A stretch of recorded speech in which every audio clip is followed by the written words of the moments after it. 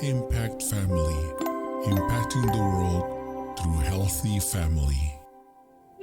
Shalom saudara-saudara, selamat berjumpa dalam Impact Family. Sahabat Impact Family yang saya kasihi, yang dikasihi Tuhan. Saya harap saudara semua dalam keadaan baik dan semakin hari semakin baik. Dari segi iman, ya, percaya kita kepada Tuhan, kita sudah bertumbuh, ya. Sudah sekian lama kita belajar berendungan firman Tuhan. Saya harap saudara sudah berakar, bertumbuh, dan berbuah.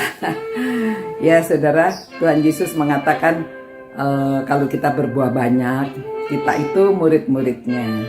Ya, jadi sebagai murid Tuhan, kita menghasilkan buah. Saudara, pada waktu Nehemia selesai membangun, ya, tapi pintu-pintunya belum selesai, bangunannya selesai.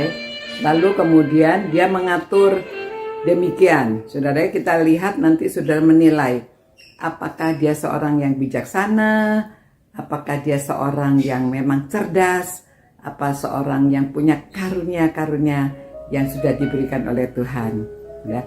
Nah, pada waktu itu di pasal 7 dikatakan tindakan-tindakan untuk melindungi kota. Setelah selesai, dia mau melindungi kota karena ada musuh-musuh yang selalu mau merongrong, mau menjatuhkan mereka. Jadi Nehemia mengatakan demikian, pasal 7 ya. Setelah tembok selesai dibangun, aku memasang pintu-pintu, lalu diangkatnya penunggu-penunggu pintu gerbang, para penyanyi dan orang-orang Lewi. Ya, nah ini dia mempersiapkan ada penyanyi, ada orang Lewi. Nanti kita belajar selanjutnya ya, hari-hari berikutnya ini. Untuk apa dia menyediakan ada orang Lewi, ya, imam-imam dan juga penyanyi-penyanyi. Ayat kedua, pengawasan atas Yerusalem aku serahkan kepada Hanani. Ya, Hanani ini orang yang datang memberitahu dia tentang keadaan Yerusalem. Saudaraku, dan kepada Hananya, panglima benteng, karena dia seorang yang dapat dipercaya. Ya, menyerahkan tugas kepada orang yang dapat dipercaya dan orang yang takut akan Allah lebih daripada orang-orang lain. Ini, saudara, diserahkannya ini dia punya, ya, kemarin kita bicarakan dia itu punya roh membedakan, tahu siapa orang yang bisa dipercaya, tahu orang yang takut akan Tuhan. Nah, mengapa? Karena kalau orang takut akan Tuhan itu dia tidak berani sembarangan, ya kan? Dia takut akan Tuhan, pasti dia jujur, pasti dia melakukan tugas dengan baik. Nah, saudara bisa menilai demikian ya. Kalau sungguh-sungguh orang yang takut akan Tuhan, tentunya dia itu melakukan tugas dengan baik, bukan untuk manusia, tetapi dia bekerja untuk Tuhan. Nah, begini juga, itulah sebenarnya kita mengajarkan anak-anak kita ya, supaya takut akan Tuhan. Jadi kita mengurusi mereka, membesarkan mereka lebih mudah, karena mereka takut akan Tuhan, pasti mereka mengikuti aturan-aturan Tuhan yang disampaikan oleh orang tuanya, ya. Jadi itu tanggung jawab orang tua kepada anak-anaknya. Nah, lalu ayat 3, berkatalah aku kepada mereka, ya, Nehemia berkata, pintu-pintu gerbang Yerusalem jangan dibuka sampai matahari panas terik, dan pintu-pintunya harus ditutup dan dipalangi, diberi palang ya. Sementara orang masih bertugas di tempatnya. Jadi mereka masih bekerja, ya, orang masih bertugas di tempatnya.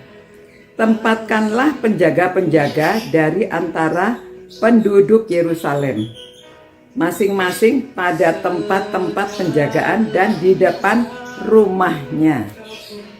Ya, kota Yerusalem, temboknya sudah dibangun.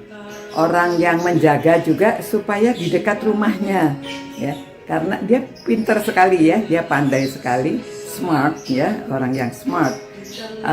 Smart di sini karena dia memilih orang bertugas dekat rumahnya.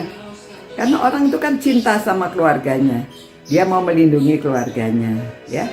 Untuk semua kota, kalau semua orang menyayangi keluarganya, semua orang melindungi keluarganya, tentunya ya masyarakat atau kota itu menjadi aman ya.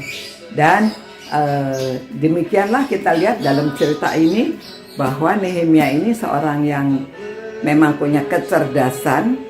Tuhan memberikan dia karunia yang luar biasa, bisa membedakan yang baik dan yang buruk, orang yang bisa dipercaya, orang yang takut akan Tuhan. Dan memang itu satu karunia ya. Demikian saudara-saudara, semoga kita juga memiliki karunia-karunia.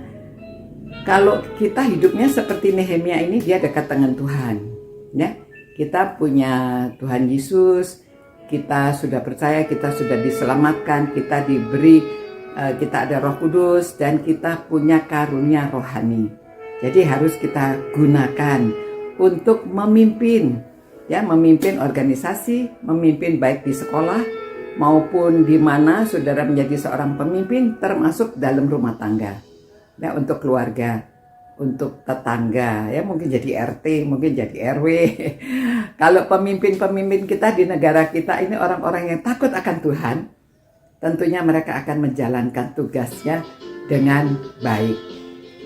Dan mereka akan bertanggung jawab. Bukan untuk kepentingan sendiri, tetapi untuk kepentingan orang yang dipimpinnya. Demikian, mari kita berdoa. Tuhan, inilah firman-Mu yang kami pelajari hari ini. Tuhan berkati supaya kami Engkau jadikan orang-orang yang bertanggung jawab, orang yang dapat membedakan apa yang baik, apa yang kurang baik. Kami dapat memilih orang yang bisa dipercaya, dan biarlah kami juga menjadi orang yang takut akan Tuhan, orang yang dapat dipercaya, dapat bertanggung jawab, dan dapat menerima tugas dengan baik. Dalam nama Tuhan Yesus kami berdoa. Amin. Ya saudara-saudara, semoga saudara diberkati, keluarga-keluarga saudara adalah orang-orang yang takut akan Tuhan, dapat melakukan tugas dengan baik, dan anak-anak saudara juga menjadi orang-orang yang sungguh dapat bertanggung jawab karena mereka takut akan Tuhan. Sampai berjumpa pula. Ciao. Impact Family, impacting the world through healthy family.